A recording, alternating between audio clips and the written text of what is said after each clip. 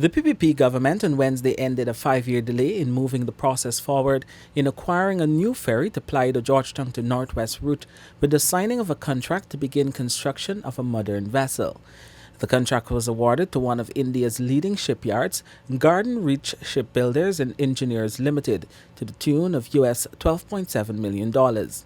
Minister of Public Works Juan Edgel said the company will be required to build and deliver the fully functional vessel to Guyana within 18 months. This means that the new ferry will not come into operation until 2022.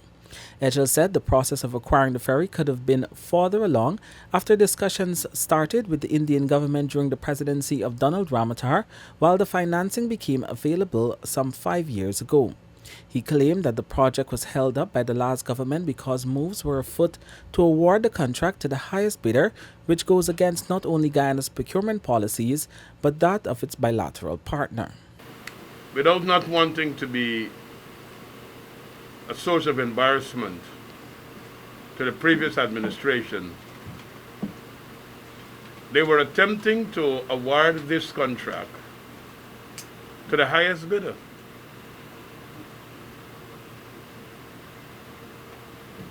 Which was not flying at the procurement levels. He said the new vessel will offer reduced travel time and greater passenger comfort. In the meantime, he said large sums will have to be spent on repairs and maintenance of the MV Kimbia and the entire fleet of aged vessels belonging to the Transport and Harbours Department. While we get the new ferry, we have to keep the Transport and Harbours fleet operational. We'll have to expend some significant sums for dry docking and essential emergency repairs. The MARAD administration, we have to get in new fleets, pilot boats, but we also have to prop up what is there because the deficit as a result of the period of neglect where maintenance was not really being done. The new ferry is to be used in the northwest region as well as southwest region of Guyana up to the interior location of Kokwani in the Berbice River. It will be used as a coastal as well as a river service vessel.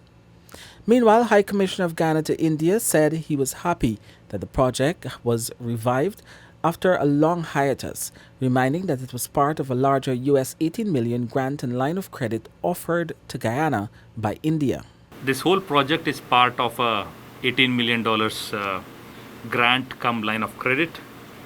So out of 18 million, we have a grant of $8 million and a line of credit of $10 million. So out of this $12.733 million being spent for this particular ferry, I think the first $8 million will be taken care of as a grant by the government of India. So only $4.733 million will be the low line of credit component.